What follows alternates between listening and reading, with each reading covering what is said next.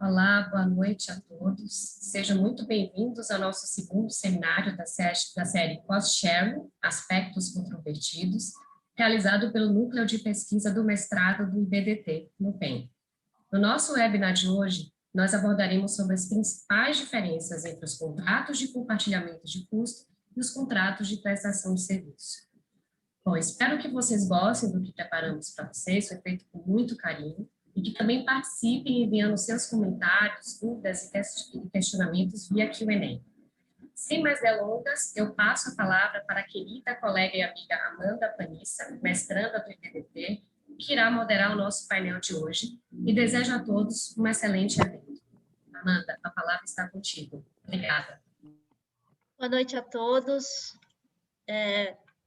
Muito obrigada por estar presente aqui nesse webinar, né? Agradeço também ao IBDT e à organização por poder participar dessa moderação, né? Sobre um tema que realmente é super polêmico. Eu não vou me alongar muito, porque realmente a gente vai ter aí muito tempo, quero ter mais tempo para a gente poder debater. O tema de hoje a gente vai falar compartilhamento de custos versus prestação de serviço. Quais são essas principais diferenças?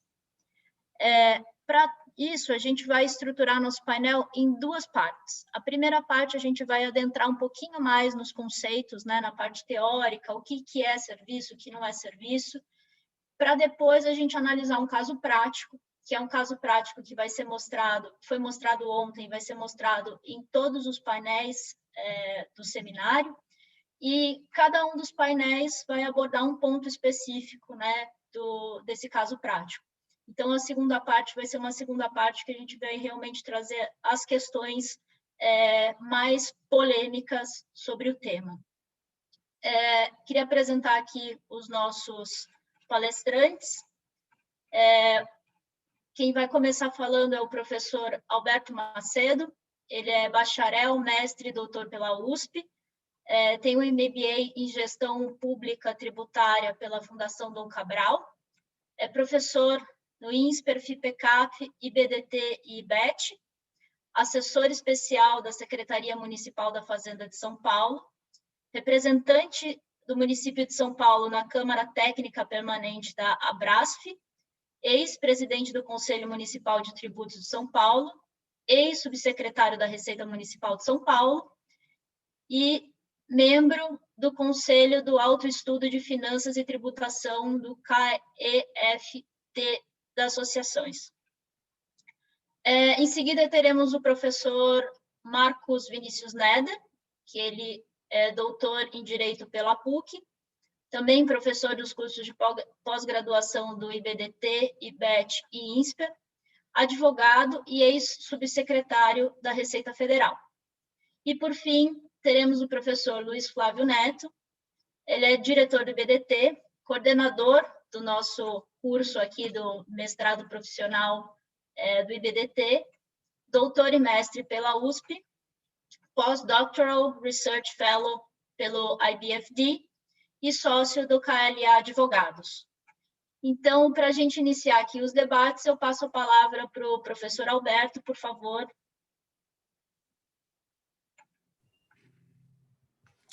Bom, boa noite a todas e a todos, obrigado, é uma honra estar aqui, eu agradeço aqui ao convite feito pelo IBDT, na pessoa de todos vocês, Luiz Flávio Neto, Amanda, Adriana, um prazer estar com o Marcos Neto também, o Henrique, e muito bom de poder trocar algumas ideias que no diálogo que a gente constrói sempre, né?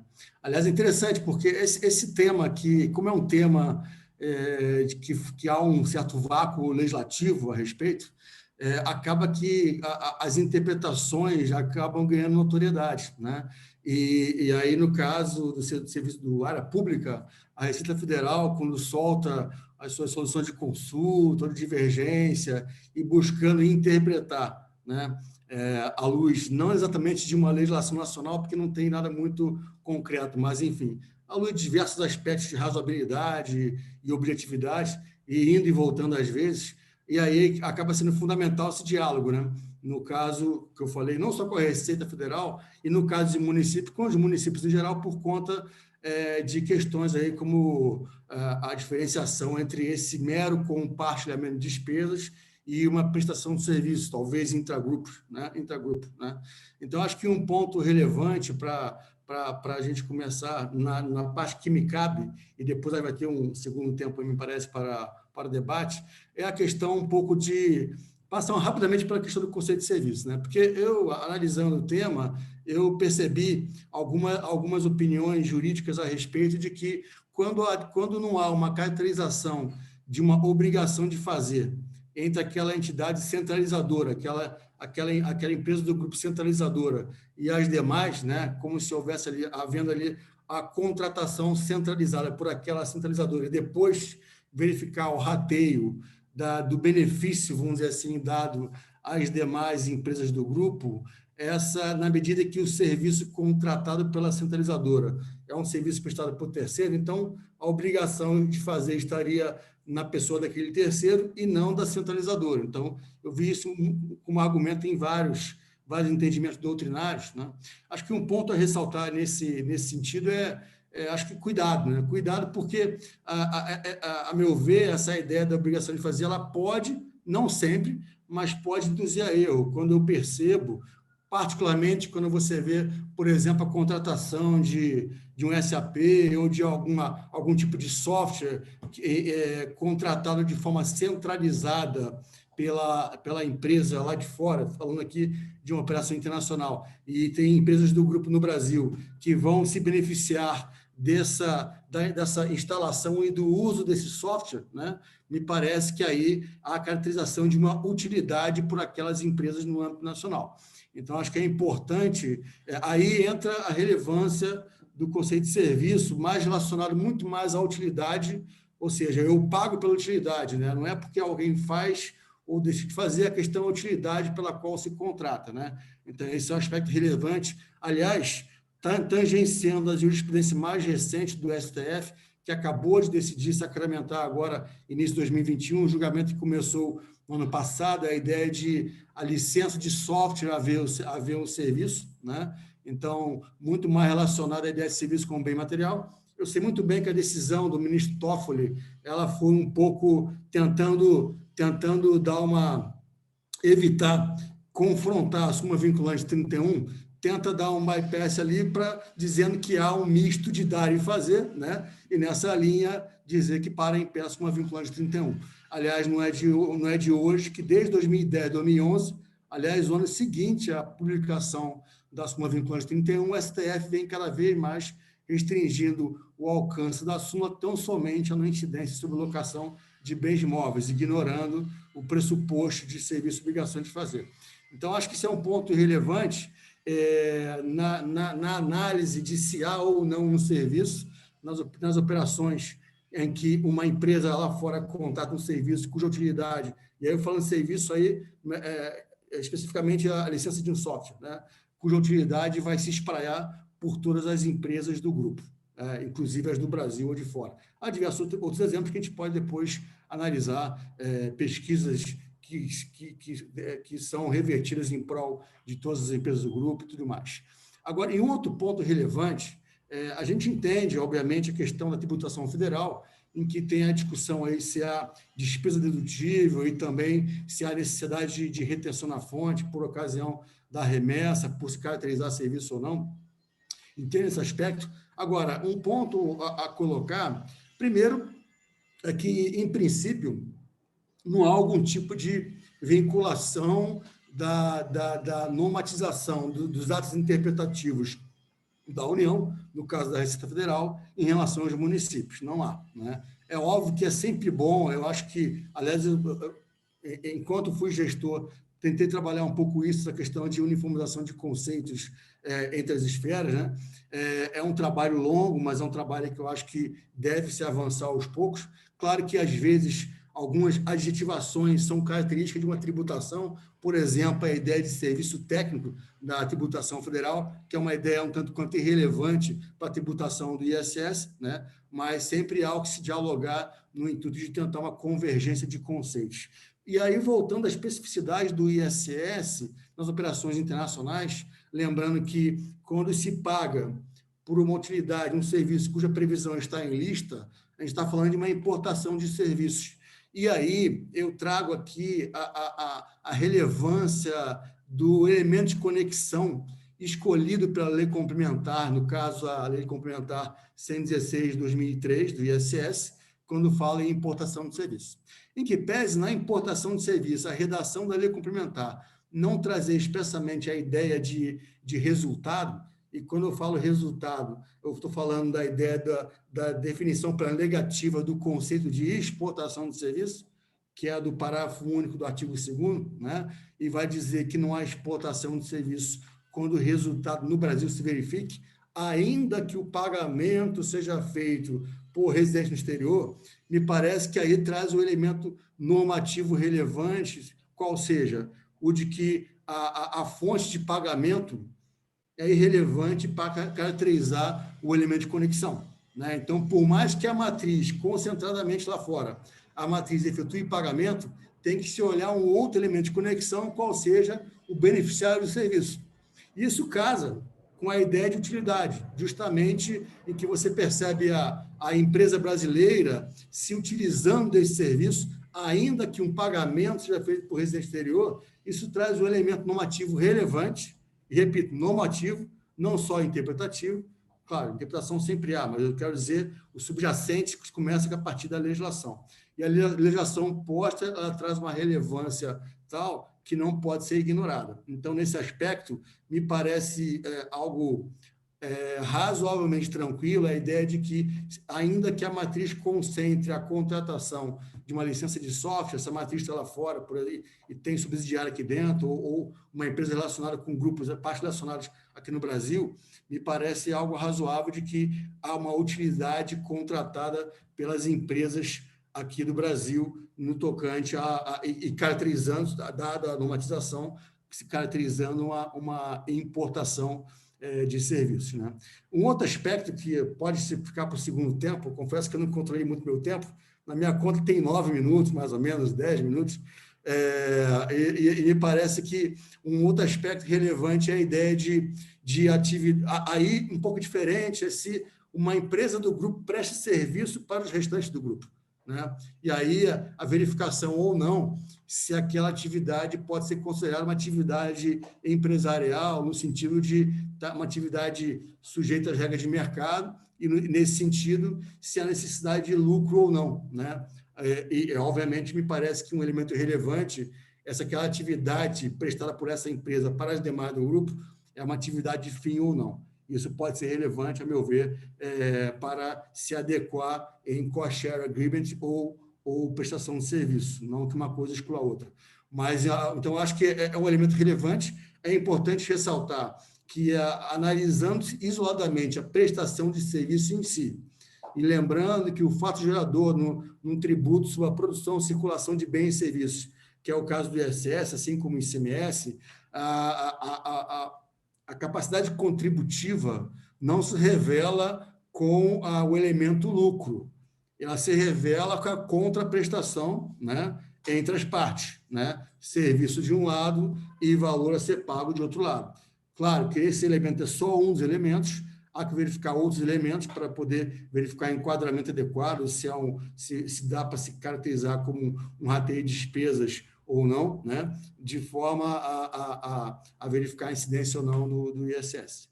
Bom, Amanda, acho que inicialmente, para as primeiras palavras, acho que deu para dar algumas provocações, e eu devolvo a palavra para você, para depois a gente voltar para a segunda parte. Obrigado. Com certeza, professor, já trouxe bastante fundamento aí para a gente continuar. Então, passo a palavra para o professor Neder, para ele continuar, por favor. É o famoso está no mudo. Professor, você está no mudo, perdão. Estou muito satisfeito de estar participando desse evento, do IBDT, organizado pelas minhas alunas, a Adriana, a Amanda e todo o grupo. Parabenizar o nosso coordenador, Luiz Flávio Neto, que está implementando um dinamismo muito grande nas atividades do mestrado, como, aliás, era de se esperar. E o evento está muito interessante. Escolheram um tema difícil, tá? Esse é um tema super controverso. Eu me lembro que agora ele se tornou mais quente ainda, mas mesmo nos meus tempos de CARF a gente discutia. É sempre muito difícil porque ele tem um lado de subjetividade e muito pouca normatização, né? E deixa uma insegurança. Do ponto de vista da Receita, ela sempre vê com muita preocupação isso, ainda mais se nós tivermos uma operação com o exterior, ela tem muita dificuldade de verificar a validade das despesas que ocorrem no exterior e os critérios, e há muita insegurança que sirva para um planejamento tributário, né? Que eu consiga transferir lucros entre empresas do grupo através de um critério de rateio. Então, sempre houve uma grande resistência, que continua até hoje. Agora, se você pensar do ponto de vista econômico, no mundo globalizado, os grandes grupos buscam eficiência e eles centralizar a atividade de custo gera certamente um ganho para a empresa, maior lucratividade, e todos se beneficiam, inclusive o fisco. Então, nesse mundo moderno, eu acho que nós carecemos de uma legislação mais clara. A gente fica cada vez nos defrontando com um elemento novo, né? Eu me lembro, lá em 2009, eu participei do julgamento do Itaú, que foi um dos primeiros grandes casos que o CARF julgou, de rateio da parte de TI, né? Eles tinham um critério sofisticado. Eu me lembro que a minha Câmara não aceitou e houve também na Câmara Superior muita discussão. A grande pergunta é, isso realmente é um serviço ou é um reembolso, uma recuperação patrimonial, né? Porque essa questão é muito importante. E como é que eu consigo definir isso, né? Como é que eu consigo estabelecer regras? Porque se eu estou remetendo e análise de se há acréscimo patrimonial ou não há, é essencial para discutir essa questão. A evolução veio muito tumultuada, mas a primeira grande linha que nós tivemos foi a solução de consulta 8 de 2012. Eu, aliás, achei essa solução de consulta muito boa. Ela, pela primeira vez, ela analisa a questão como um todo e ela elenca um rol de situações, né? O gasto tem que ser administrativo e atividade meio, inexistência de margem de lucro, o efetivo recebimento dos valores, as despesas devem ser usuários normais, não adianta ratear o que não seja útil para a empresa, mas eu tenho que ter critérios razoáveis. E, nesse ponto, eu vou alocar as parcelas que a cada um se deve. Aí, talvez, seja o coração da questão, porque é muito difícil definir critérios razoáveis. Por um tempo, não se aceitavam os critérios indiretos, porque é muito difícil, através, por exemplo, de um critério de receita, você fazer alocações. Às vezes, uma empresa ela tem muito faturamento, mas aquele tipo de atividade ela usa menos. Não há, certamente, uma correlação direta. Isso era o que se argumentava. Mas agora você olha a solução de consultas 276, ela já entende que tem que ser por indireta. Então, os rateios que era sempre o objeto de desejo, como timesheet, específicas definições, hoje em dia não estão tão valorizados.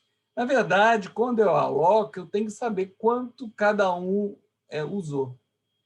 E aí entra o que a solução de consulta 8.202 já sinalizou e que depois evoluiu, a ideia do benefício, né? Eu sei que vai ter um evento mais para frente para discutir exatamente o benefício,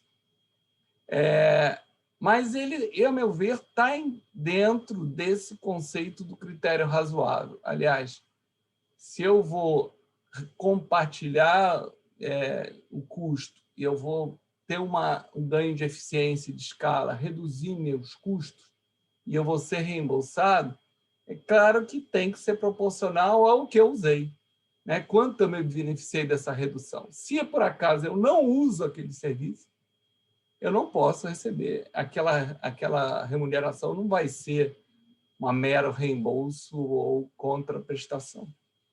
Posteriormente, aí veio a 23, eu estou fazendo um pouco a sequência das soluções, porque é um pouco na busca de uma regra do jogo. Tá? Veio a solução de 43 de 2015, que, a meu ver, essa solução foi um passo atrás. Ela não usa aqueles conceitos que a 8 de 2012 usavam. Ela diz que, olha, não importa se tem lucro, se não tem, se há rateio, se não tem, qual é o critério, pagou remessa e é serviço, e na maior parte das vezes compartilhamento de custo é serviço. Eu aplica o artigo 682 do Regulamento de Imposto de Renda, que diz que tem tributação, e aí isso foi na sequência, tanto o imposto de renda na fonte, como o CID, acho que ela tratava mais de CID, dizendo, olha, se é remessa, e não tem que ficar grandes discussões. Se a lei quisesse fazer a exceção, ela faria. Na verdade, essa interpretação, ela, a meu ver, tem um problema, porque se você olhar lá o próprio artigo lá, que está previsto no Regulamento do Imposto de Renda, ele fala remessa de renda.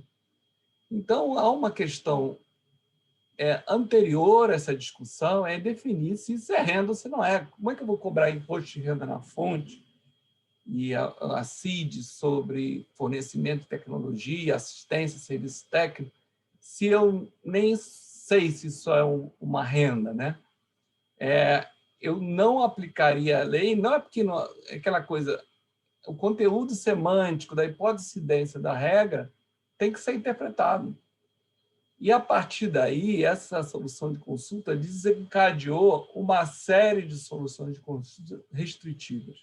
A 50 de 16 e assim por diante, negando já o PIS/COFINS, e ela foi reproduzida nos poucos julgados recentes que o CARF fez, que eu sei que vocês programaram também para uma outra reunião, que é o caso dos Arcos Dourados. É bem interessante, do grupo McDonald's, porque ele reproduziu, ele foi de solução de consulta em solução de consulta, e dizendo, olha, se não tem lei, eu não vou dar, a lei não mandou abrir exceção. E ainda se insere na questão da discussão dos tratados, artigo 7º, protocolo, royalty, e cita, para minha surpresa, acho que aquela ideia de que a fonte é de pagamento. Pagou, tem fonte, e aí carregando a CID. Não aquela ideia da fonte de produção, que parece que é uma discussão que no Brasil evoluiu, né? A gente sempre remeteu, pagou, parece que nós voltamos a isso. É claro, com a decisão do STJ de artigo 7º, depois toda a discussão com a Procuradoria, parece que essa ideia de que só o pagamento não era um elemento de conexão para a hipótese de incidência, né? Mas a decisão do CARF, baseada nessa solução 43, ele transcreve de cabo a rabo ela, foi nessa linha de que deveria haver obrigatoriamente uma exceção legal. Depois veio uma outra solução de consulta bem interessante, a 276, ela se aponta inovadora, porque aí ela firmou o conceito de benefício. Aqui eu acho que nós precisamos evoluir um pouco nessa discussão, porque esse conceito de benefício está sendo importado da guideline da OCDE, né? Aquela de 2017, que elas, se você for ler, ela fala a maior parte do tempo de contribuições de custo, acordos de contribuições de custo, que é um pouco diferente dos compartilhamentos de custo. Aqui eu estou falando de quando se faz um pool de empresas para gerar um ativo, ou um serviço, ou um intangível, ou algum algo no sentido da propriedade intelectual. E aí, muito se fala, mas como é que eu vou contribuir isso? E se examina qual o benefício esperado, né? Eu vi um dos artigos que traduz um e outro, e fica claro que ele está falando da expectativa de benefício. E aí ele mensura muito de qual o preço que deveria ser pago se fosse capturar um serviço fora.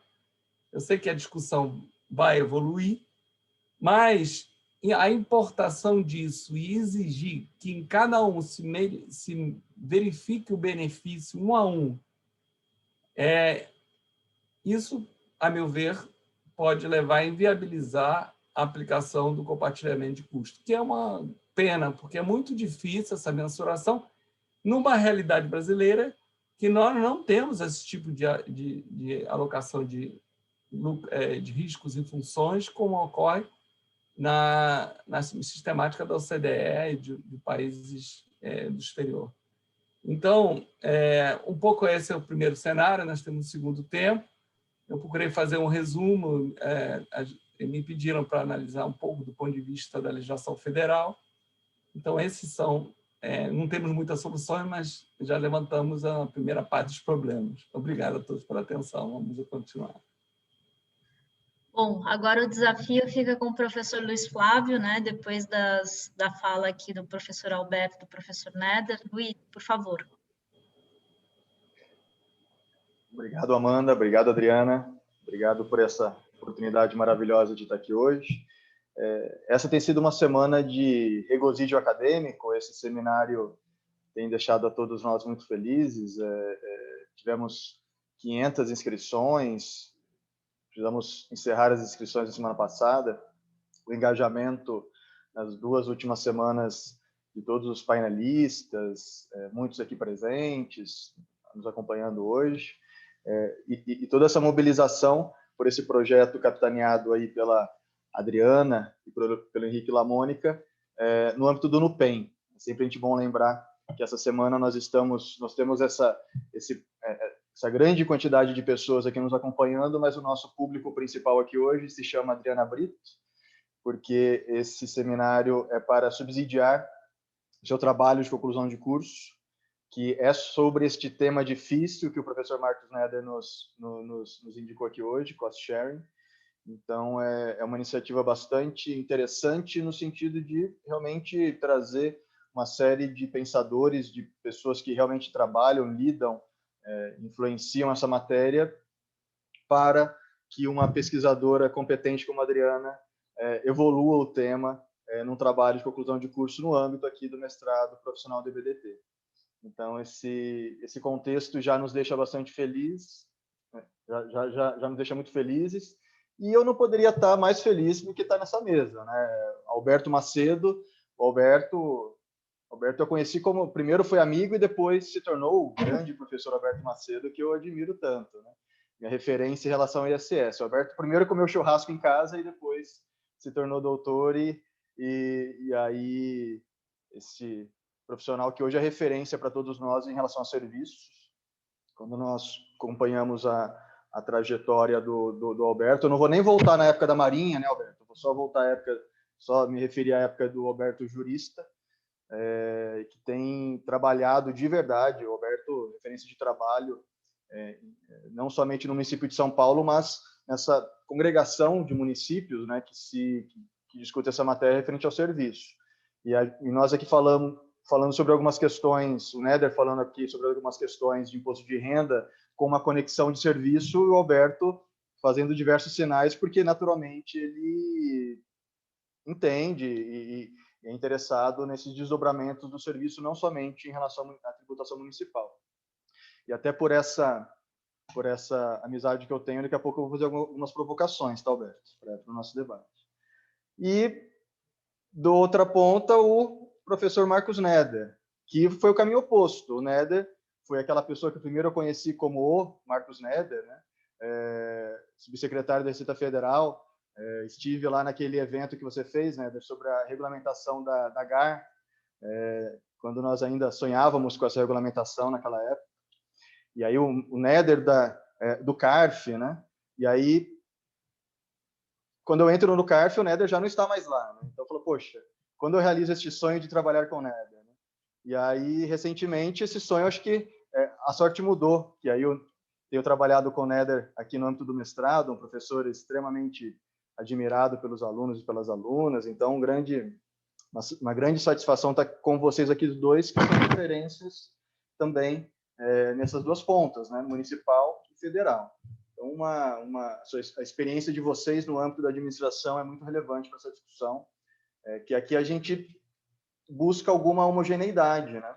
Nós não temos homogeneidade sequer nas soluções de consultas da Receita Federal quando falam sobre PIS e COFINS e imposto de renda, mas aqui na academia nós sonhamos com a homogeneidade utópica, inclusive no âmbito de 5.500 municípios e da União Federal, né? Então, acho que esse debate pode nos levar a algumas ideias nesse sentido. Tentando avançar aqui em alguns pontos que nós estamos falando desde ontem, já que o desafio aqui deste seminário é falar do mesmo tema, cost sharing, mas de alguma maneira endereçar em cada um dos dias do seminário aspectos diferentes.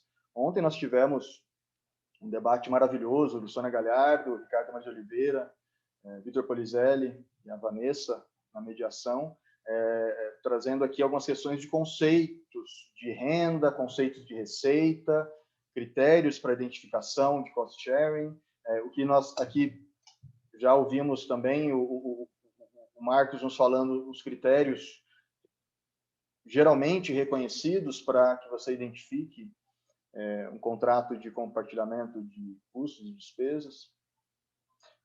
E tem um elemento controvertido nesses critérios. E a Adriana e o Henrique e a Amanda me pediram para falar deste elemento hoje, que é o que o Alberto falou, olha, dentro do mesmo grupo, quando há esse compartilhamento, será, esta é a pergunta que eu endereço aqui nos meus minutos iniciais, será que apenas existe um legítimo cost sharing agreement entre empresas que pertencem ao mesmo grupo, entre partes relacionadas? Eu preciso que exista alguma vinculação societária, alguma relação societária entre essas empresas para que essa mera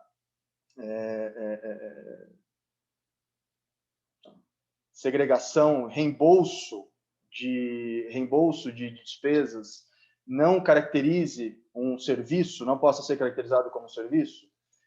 Eu entendo que não é necessário que exista esse critério de independência. Eu vou aqui expor uma posição de que mesmo partes independentes podem, de uma maneira legítima, preencher estes mesmos critérios que têm sido tradicionalmente exigidos pela administração fiscal para que eu tenha um cost sharing agreement. Então, empresa A, independente da empresa B, podem compartilhar as despesas para a manutenção de uma aeronave, por exemplo, que sirva a ambas as companhias, 70% uma companhia e 30% a outra. É possível que sejam estabelecidos critérios de rateio razoáveis. Se eu vou adotar um critério direto ou indireto, aí mas ambos, inclusive, seriam possíveis. Tais despesas podem ser, sim, necessárias, usuais e normais para ambas as companhias. Eu tenho como documentar exatamente, eu tenho como estabelecer critérios que não gere um markup, que não gere alguma margem à empresa centralizadora, a companhia centralizadora, por exemplo. Eu tenho como cumprir todos esses critérios e ainda assim manter a independência entre essas companhias. Um exemplo prático que é importante que seja trazido à discussão, e ele está sendo citado em todas as mesas. Ontem, o professor Ricardo Maria de Oliveira, fez referência a solução de consulta 547 de 2017. Então, 2 escritórios de advocacia, formalmente associados conforme exige a Ordem dos Advogados do Brasil. 2 escritórios se associaram. A OAB ela tem os seus critérios, né? Existe uma formalização para essa associação. E esses 2 2 escritórios de advocacia, verificando, então, que haveria atividades de back-office, que poderiam ser, então, compartilhados entre eles, algumas questões que fariam sentido no plano de negócios de cada um, esse engajamento comum, escritórios independentes, realizaram um contrato com um plano de segregação, e, enfim, entendendo que estariam aí fazendo um contrato de cost sharing. E fizeram uma consulta à Receita Federal. A Receita Federal ela nos responde dizendo que não, que a fim de manter a independência, a fim de preservar a entidade, o patrimônio segregado desses 2 escritórios, eles não poderiam ter um contrato de compartilhamento de despesas. Mas é bastante curioso, porque essa solução de consulta ela nos traz uma série de exemplos, e esses exemplos realmente são exemplos de outras soluções anteriores que analisaram situações entre empresas de um mesmo grupo. E aí partiu até de uma presunção dizendo, veja, todos esses exemplos, se reconheceu a legitimidade desse contrato de cost sharing, e todos esses exemplos são de empresas relacionadas. Logo, há aqui uma necessidade de seguir um padrão semelhante, se nós não exigirmos esse critério, me dá a impressão que há aí um certo receio de não se preservar a autonomia patrimonial dessas empresas. Na minha opinião, em uma situação em que eu tenho uma atividade desses 2 escritórios, em que a atividade está sendo exercida considerando que atividades meio de um desses escritórios centralizadores de uma determinada região, atividades meio desse escritório, estão sendo exercidas e parte dessas atividades meio não dizem respeito a esta entidade centralizadora, essa entidade está simplesmente organizando um sistema de reembolso de uma forma que aquelas despesas estão sendo realizadas para satisfazer necessidades do escritório B e não do escritório A.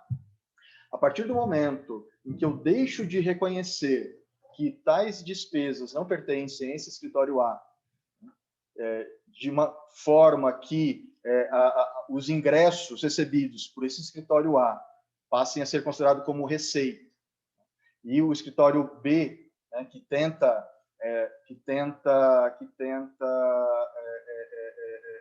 apropriar isso como uma despesa dedutível, tem esse direito negado, eu estou incorrendo justamente neste erro, pois eu estou misturando o patrimônio das 2 entidades.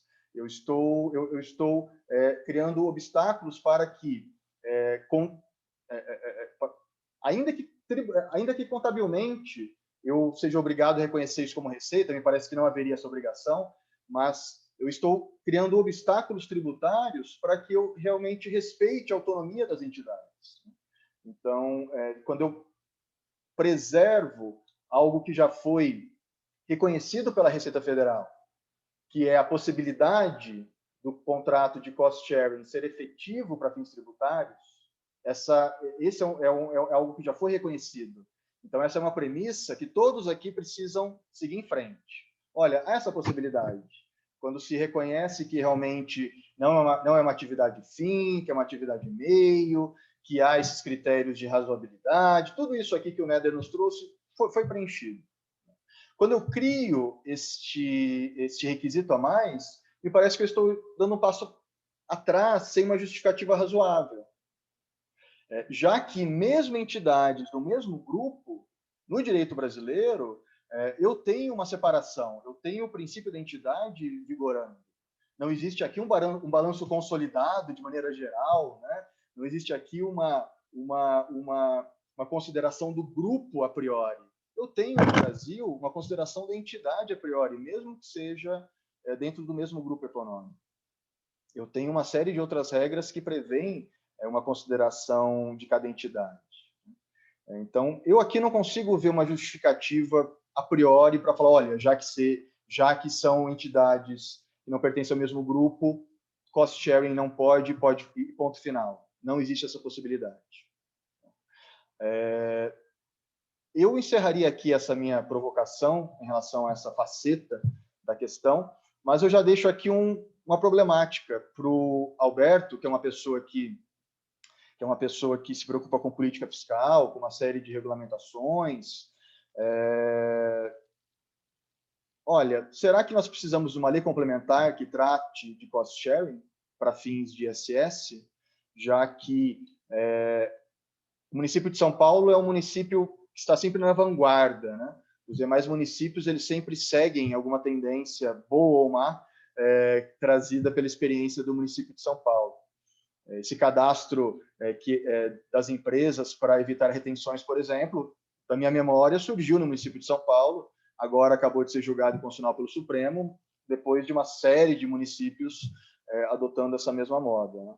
Então, o município de São Paulo, ainda que ele passe a seguir, ainda que por uma questão de reconhecer o bom argumento de algumas soluções de consulta da Receita Federal e seguir a mesma tendência de não reconhecer, não identificar como uma prestação de serviço, onde não há prestação de serviço, onde só há um cost sharing agreement ou coisa do tipo, será que não seria necessário, para que haja uma homogeneidade de municípios, que isso viesse via lei complementar?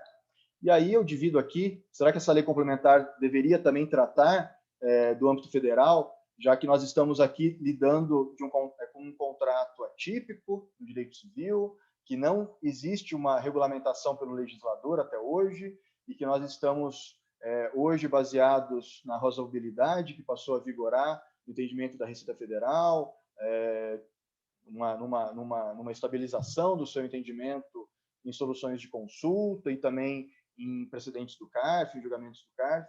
Mas será que não seria um momento de nós não termos uma decisão do legislador para que houvesse aí uma maior estabilização dessa matéria? Então, eu deixo a pergunta, vocês podem perceber que é para as minhas duas referências do âmbito federal e do municipal.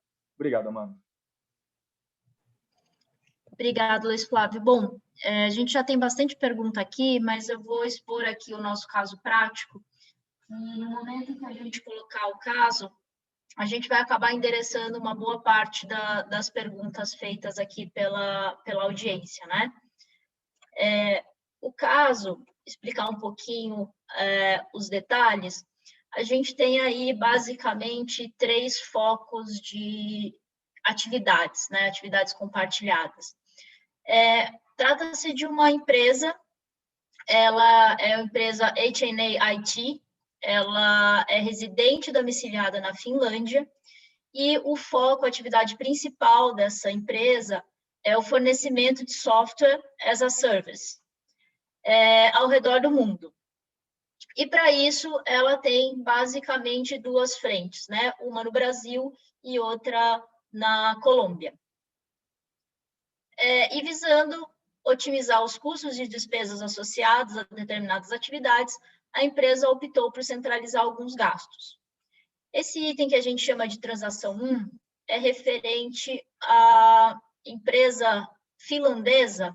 Ela contrata serviços de compliance com empresas de auditoria e consultoria, denominada FNL, que são também domiciliados e residentes na Finlândia. Esses serviços, eles visam a avaliação das consultas praticadas pelos principais fornecedores do grupo, e esses estão sempre de acordo para ver se estão sempre de acordo com os estabelecimentos de regras, padrões, éticas que a matriz tem. E também, num sentido de visar a padronização dos processos, bem como otimizar os gastos, a empresa finlandesa ela decidiu por centralizar 100% dessas despesas e acabou por reparti-la com as suas subsidiárias, né? Aqui a gente tem aí um repartimento de custo, como vocês podem perceber, a gente tem um gasto, né, um custo de 11, que depois é compartilhado tanto com o Brasil quanto com a Colômbia. E é 4 com o Brasil, 4 com a Colômbia, então a empresa finlandesa acaba ficando aí com uma despesa de 2. Na transação 2, que é essa aqui em roxinho, a gente tem 3 atividades que é exercida diretamente pela matriz, né? São as atividades de desenvolvimento de software, que basicamente ela trata-se de um contrato de contribuição de custos, cuja finalidade básica dela é repartir os riscos e os custos despendidos no desenvolvimento dos softwares para a empresa matriz. Então, aqui a gente está falando de R&D, né? E o critério de alocação é as receitas estimadas pelos países. Esse ponto do critério ele vai ser muito mais focado amanhã. Então, aqui a gente vai realmente focar mais nas atividades em si e nos pontos que os nossos palestrantes já colocaram. A segunda atividade dentro desse segundo bloco é a atividade de suporte de marketing e venda. Aqui a gente tem alguns itens que é compartilhado. E quais são essas atividades dentro desse item? Suporte para as funções e eventos com os clientes, análise de mercado, organização e coordenação do treinamento do pessoal de vendas de todo o time global, padronização dos processos internos e os materiais promocionais. E, por fim, dentro desse bloco 2, a gente tem a atividade de controladoria. E, basicamente, se define em monitoramento, definição e medição dos KPIs relacionados a estratégias financeiras das subsidiárias, coordenar o resultado, o processo, meta e budget, tanto do Brasil quanto da Colômbia, auditoria interna e consultoria financeira, e também a atividade visando controlar, coordenar e monitorar os investimentos empresariais e os gastos de CAPEX. E, para apimentar um pouquinho a discussão, a gente trouxe aqui um exemplo também de cost share interno, né? Então, a própria empresa brasileira, ela também compartilha alguns gastos, né? Algumas atividades. Quais são?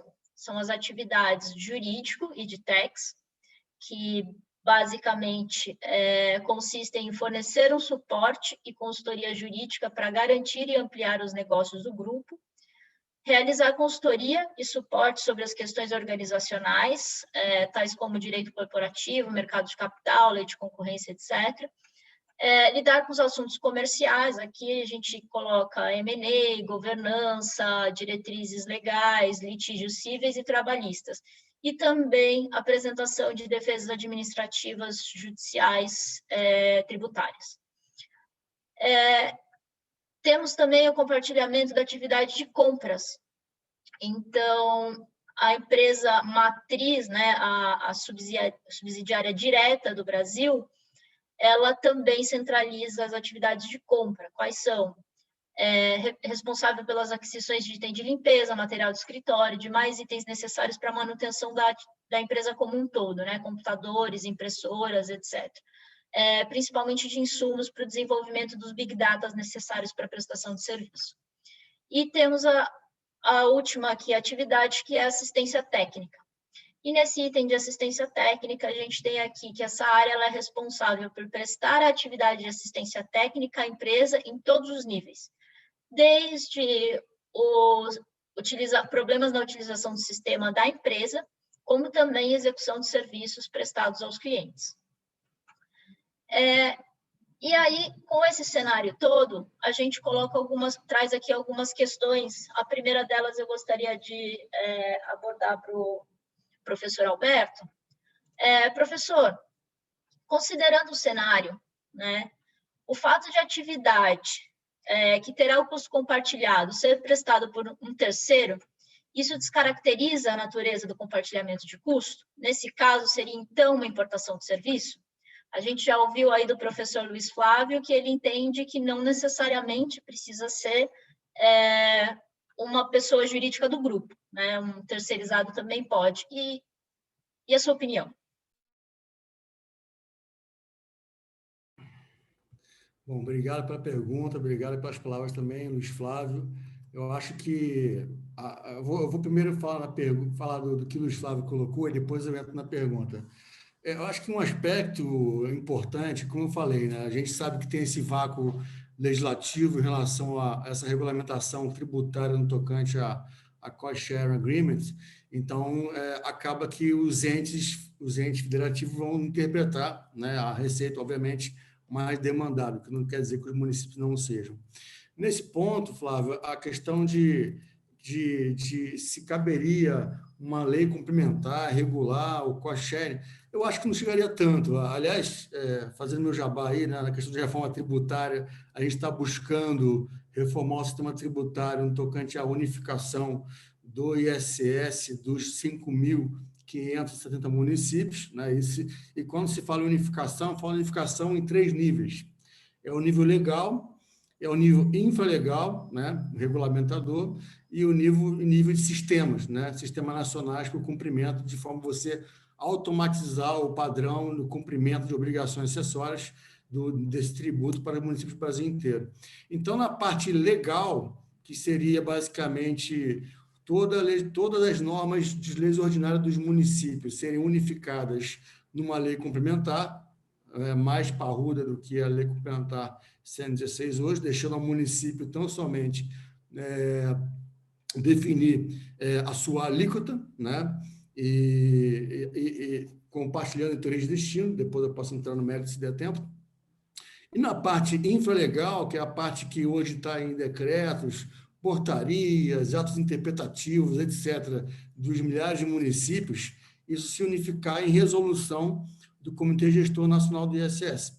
Aí sim, a meu ver, Flávio, estaria esse espaço para uma normativa que, em que pese não ser legal, ela ser interpretativa, né? Ela unificar o entendimento de todos os municípios do Brasil inteiro em relação à matéria.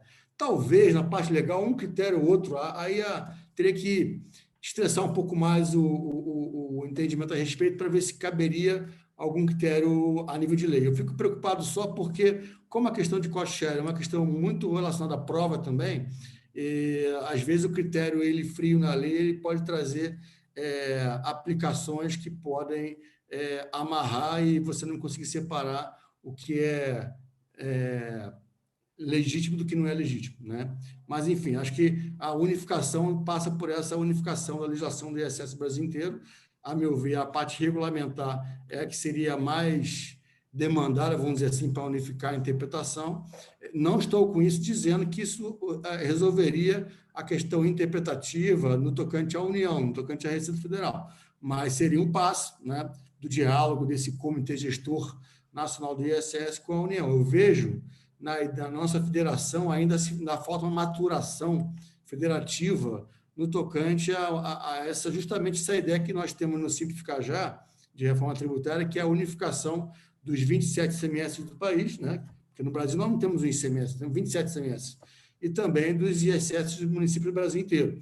Unificação a nível de lei, deixando a autonomia dos entes em definir as suas alíquotas, com alguns parâmetros que não tem tempo para falar aqui. Unificação a nível regulamentar, com resolução dos respectivos comitês gestores, tanto do ISS como do ICMS, e unificação a nível de sistema. E esses comitês têm um diálogo mais institucional e aí mais eficaz, efetivo, com a Receita Federal, né? O que não acontece hoje, né? Então, acho que essa maturação federativa ela é importante. Não vou entrar aqui no mérito de se o IVA é bom ou não é, tem outros aspectos que não tem tempo de abordar aqui, né? E só registro a peculiaridade do sistema federativo brasileiro de uma federação de 3 andares, né? Então, acho que isso é um ponto que enfrenta aquilo que você colocou, Flávio, em relação à normatização. Em relação aí já entrando um pouco mais na pergunta, o fato da atividade ser prestada por um terceiro descaracteriza a natureza de compartilhamento de custos. Olha, não dá para cravar em todos os casos, mas acho que isso é um elemento relevante, dado aquela premissa da utilidade. Quer dizer, o fato de a fonte de pagamento ser uma, não quer dizer que o elemento de conexão, estou falando de operações internacionais, o elemento de conexão, que é o beneficiário do serviço, e aí você pode ter um beneficiário do serviço no Brasil um ou mais, né? Que não estava eles endereçados à atribuição do pagamento, mas sim de se beneficiar do serviço. Aí parece relevante o fato de o serviço ser prestado por alguém fora do grupo, né? Isso aí, a meu ver, aliás, na primeira parte da minha fala, eu citei o exemplo justamente da licença de software para o grupo, né? Em que as partes do grupo vão se beneficiar dessa licença, né? Na proporção lá de licenças por terminal, algo assim, né? Lembrando, isso não pode estar descolado do aspecto de que a receita da prestação de serviço não há um pressuposto, ainda mais com esse aspecto do terceiro prestador de serviço, né? Ou seja, está fora do grupo, essa receita não tem como pressuposto haver necessariamente um acréscimo patrimonial, né? Você tem aí, a receita não se confunde com lucro, né? Não necessariamente há lucro, a necessidade de lucro para haver prestação de serviço, o que não quer dizer que o elemento lucro possa ser relevante numa prestação intragrupo de caracterizar um compartilhamento de custos. Mas, quando é prestada por um terceiro de fora, me parece mais complicado, ainda mais nessa operação internacional, em que a relevância do beneficiário do serviço, uma relevância legal e jurídica, ela ganha força, né? Então, eu acho que, nesse aspecto, Amanda, essas são as minhas considerações. Em relação, Flávio, só para fechar, em relação a empresas que não fazem parte de um grupo, né? E há esse rateio aí, né? Você deu o exemplo das companhias aéreas que rateiam, pelo que eu entendi, o exemplo, uma contrata, né? E essa que contrata está concentrando o pagamento, e a terceira a outra empresa vai ser beneficiada de uma certa forma por aquela manutenção da aeronave, de serviço de manutenção da aeronave, mas de alguma forma as duas se combinaram no sentido de haver algum tipo de sinergia e redução de custos nessa contratação, e aí, por conta disso, a segunda empresa só reembolsaria os custos da contratação feita pela primeira. Me parece, eu acho, de novo, né, não tem um elemento normativo, né, para você deixar seguro, vamos dizer assim, a possibilidade ou não. Mas, na ideia de razoabilidade, me parece que se assemelha um pouco ao caso de um terceiro prestador para fora, ainda que o pagamento se concentre em uma das duas que não tem vinculação uma com a outra, me parece que aí a questão da utilidade auferida à outra empresa, a segunda companhia aérea, é relevante para caracterizar a separação do serviço prestado a um e do serviço prestado a outra, ainda que o pagamento seja concentrado em uma. Então, assim, fico aqui para réplicas e tréplicas no nosso delicioso debate e volto a palavra para a Amanda. Obrigado. Amanda, só rapidamente.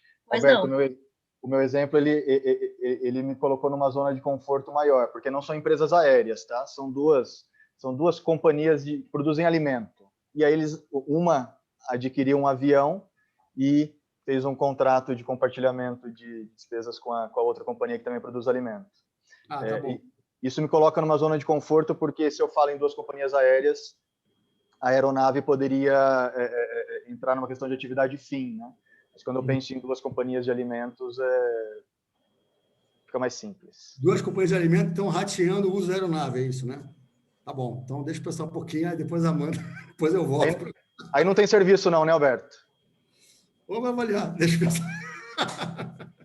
Bom, a próxima pergunta eu queria endereçar aqui para o professor Neder, ainda analisando o caso, é o seguinte, olhando o cenário brasileiro, no qual a empresa H&A Brasil, ela exerce atividade compartilhada de suporte técnico, e aí, como eu mencionei, né, o suporte técnico também consiste na execução de serviços prestados para clientes, pelo fato da atividade fim, né, da companhia ser fornecimento de software, vocês entendem que realmente, o professor Neder entende que realmente esse compartilhamento pode ser questionado? A companhia poderia necessariamente caracterizar isso como cost-share ou realmente ela está prestando serviço para suas subsidiárias? Professor, por favor.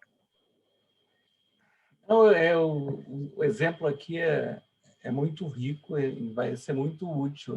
Quem bolou Essa condução está de parabéns. Aqui tem...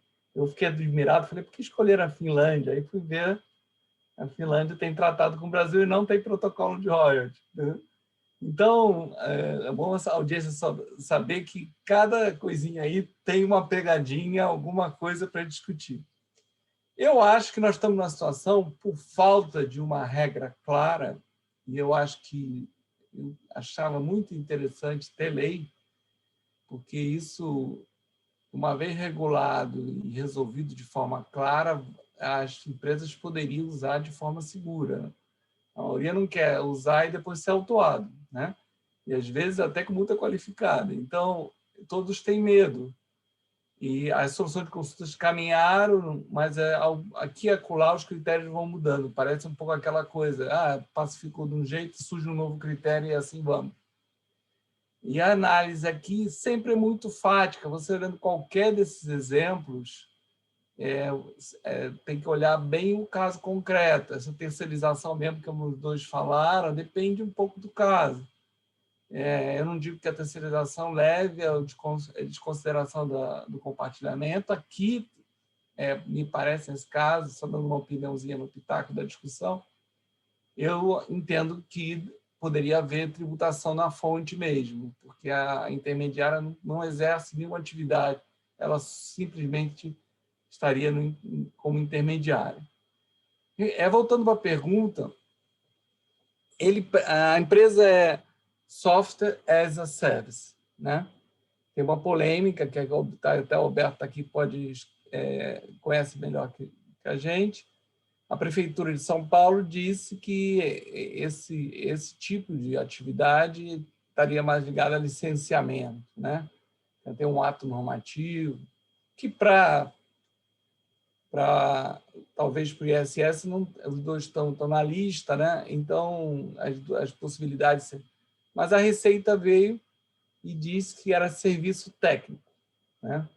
Serviço técnico e definiu que, olha, não é simples licenciamento, está tudo lá e para fazer o serviço eu tenho assistência, a pessoa entra, tem prestação de serviço ali dentro. Considerando essa posição, aqui do que se trata? Assistência técnica é tanto do sistema quanto de eventuais problemas, até não ficou bem claro para mim, mas dos próprios softwares que eles desenvolvem, né? Para mim, isso é atividade fim, tá?